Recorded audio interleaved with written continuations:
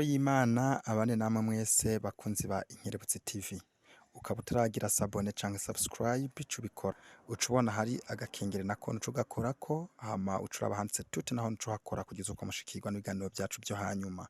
Uyu munsi igenekerezo rya 15 Ruhuhuma umwaka wa 2024 muri komine Mabayi habaye inama idasanzwe y'aborozi b'ingurube. Iyo nama yuguruwe na nyakubahwa musitani wa komine Mabayi ikaba yaciye ikoreshwa n'umunyamabanga w'urunani rw'aborozi b'ingurube mu ntara ya Cibitoke. Iyo nama yahavuye iterwa iteka n'ubusanzwe arongoye ku rwego rw'igihugu urunani rw'aborozi b'ingurube, urongoye urunani rw'aborozi b'ingurube mu ntara ya Cibitoke hamwe n'uwaserukiye umuyobozi mukuru w'ubworozi mu bushikiranganji bw'ibidukikije, uburimyi n'ubworozi. Amajambo menshi yavugiwe muri iyo nama tuzoyabashikiriza hanyuma. Uyu munsi tugira tubashikirize ikiganiro twagiranye n'usanzwe arongoye urunani rw'aborozi b'ingurube mu ntara ya Cibitoke. Ni mu gikurikirane. Turabaramukije. Natwe turabaramukije. Byo kunda kumubanza kwidondora bariko baradukurikirana kuri Inkerebutsi TV. Murakoze kwizina ni Stani iranyibutse nkaba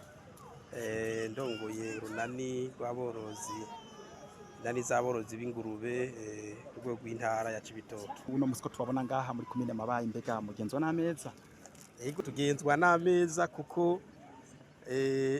kuva tuja mu mabanga yo kugira ngo tunagure ubworozi bw'igitungwa c'ingurube twaciye twiha ihangiro yuko dutegerezwa kubanza gushika ku kivi. Ubwa mbere tubanze tuganire n'aborozi b'ingurube muri rusangi kugira ngo tubereke ukuntu tugiye gukora kugira ngo twese hamwe tugere ku muvuduko ungana. Hari hasanzwe dufise aborozi b'ingurube mbega ubu hari gishasha mugiye kuzana ko mwamaze kugira ibintu by'inani. Yego hari gishasha gikomeye cyane kuko murabizi mwese ko mwahora mubona ingurube yari inyama batakunda guha agaciro, yari inyama usanga abantu n'abayihereza bagomba kuyihereza mu kinyegero ukamenga ni igitungwa kitemewe, ariko ubundi inyama ni inyama y'ingurube iri mu nyama ziryoshe ku isi yose, iri mu nyama mu bindi bihugu ziri ku ibeyi ndende. Muri iyo ntumbero rero nyene icubahiro umukuru w'igihugu cacu ari nawe yatanguje bino bikorwa byo kugira ngo ahereze agaciro ubworozi bw'ingurube. Yashoboye kugendera yabonye ubuhinga butandukanye mu bindi bihugu, ndetse igihugu cyanaronka n'amasoko menshi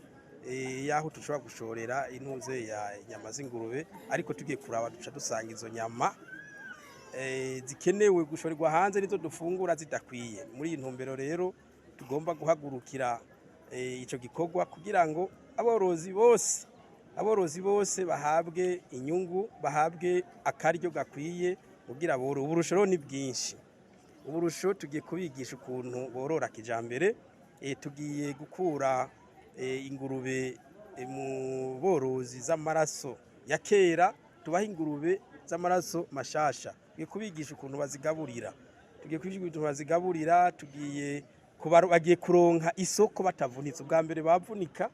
umuntu agomye kugurisha ingurube akirukanga akahiga umukiriya bakamuzimba, ariko ubu bigiye gutora umurongo. Umworozi azokorora akeneye kugurisha bivuge amahera bayamusanze ahari atiriwe aravunika. Muri iki gihe turafise aborozi basanzwe bafise ingurube kandi muvuze ko mugomba mutangure kugira sinzi ko twagitisekeza kugira babanze bakureremo ingurube z'amaraso ya kera dusanzwe dufise hama muzane izindi shasha. Ubu nk'umuntu ariko atkurikirana Inkerebutsi TV afise ingurube ikuze mbere ariko yipfuza kuyigurisha, mubona yo banza kabangira kugira uyu mugambi amafranga muri ko muravuga ashobora kuza harimo akarusho nawe nazo yashikiye. Oya ubu abazifise kubera nibitungwa mu bindi bazozigurisha ku biro. Urumva kubera usanga yuko ari amaraso ya kera zidakura ngo zigira ibiro byinshi, urumva bamuguriye kuri ca giciro bizoba cashinzwe urumva yuko azoca aronka amahera makeya ariko ni twazana amaraso mashasha ingurube azoba yoro ngora urashobora kuba woroye ingurube ukaba imaze amezi 8 itarakwiza 200 ariko mu maraso mashasha azobaje amezi 6 canke 7 ingurube izoba iriko yababa ibiro 150 ukimara umwaka ukaba ingurube izosanga ifite ibiro 200 urumva ye gushora ko ucuronga amafaranga menshi yego ni kuvuga ko muri iki gihe ufise ingurube ashaka kugurisha yigurisha tangorane ntaguma ntiyitege muri uwo mwanya nyene ko mushobora gutangurana n'ingurube za kera ko yoca igurisha kujya bisanzwe hama kazotangurana n'amaraso mashasha muzozana yego uyu munsi umuntu wese afise ingurube arayigurisha nivyo ntereje kuvuga arayigurisha ariko ntaronka amahera menshi uyu mugambi rero uzofasha aborozi kudandaza ku mahera menshi uko bazoba borora ingurube zikura zivumbuka uyu munsi arayishora kujyanye nasanzwe ayishora nta ngorane mugabo urumva izo nizavamwo bakaronka ingurube z'amaraso mashasha bazoshobora kuzorora mu kiringo gito batavunitse kandi baheze baronke baheze ingurube ivumbuke igibiro vyinshi maze acagurisha amafaranga menshi hazoba rutusho twishi koko confederation ari confederation tuzotekanya ibintu byinshi ingurube ntizosubira gupfira ku muntu ngo nuko yabuze umuveterineri umuntu azoshobora ingurube imupfire ko nuko atazigaburiye ibyo byose nibazo confederation igiye gutunganya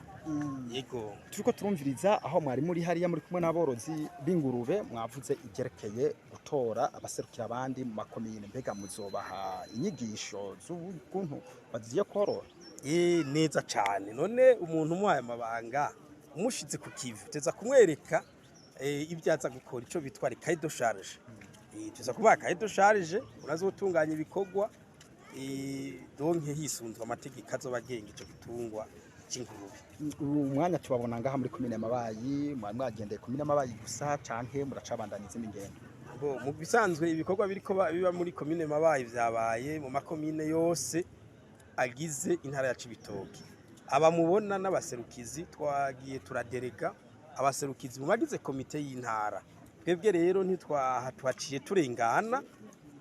jewe nije ndongoye urwo runani mu ntara nije nkoresha bukinanyana urumva nshingaha rero kugira ngo ndabe kirwa biko biragenda neza ngo ngiye nanje guhagarika ibikorwa nk'ibi mubona muri komine ya Bukinanyana kuvuga muri no mwanya mu rugo bariko barakora ibi biriko birakorwa i Buganda imugina imugwi bose biriko birakogwa yego ba Inkerebutse TV raba musiki kiganiro kabatagiye sabone cha subscribe ukorako kugira uzokwa mukushikirwa n'ibiganiro byacu byo hanyuma banya kubahwa harabo mu mufise motera kama duteye akamo ubwa mbere abatware batowe ku mitumba ko bufasha cyane guhimiriza abene igihugu kugira baze bitabira ko kamo kuko kugira ngo uve mu bukene urakora kuko ni urumva ko habonetse akazi kuko umuntu naho yokorora ingurube zibiri inyuma y'amezi 8 azoba bafise hafi 500 urumva yuko ayo mafaranga ari menshi ntaco buza rero yuko twotera kama batware kugira ngo badufashe guhimiriza abo barongoye mu mitumba na cyane cyane baranavyumva murabona ko bitavye kubwishi tukaba dusavye n'abagize n'abajejwe uburimyi ubworozi ko tuguma hafi nkuko babitanguye kugira ngo igikorwa twatanguje ntikize kibi gikorwa gica gihagarara ahubwo kize kibi gikorwa kizokura abarundi mu bukene kuko ico gikorwa arico naye nakubwiye byo bitungwa nakubwiye ko twaronse amasoko menshi hanze yo gushoramwo ivyo bitungwa tuzoshobora kwinjiza amafaranga mva makungu menshi maze mu gihugu cy'u Burundi ikena ry'amadolari yibagiranwe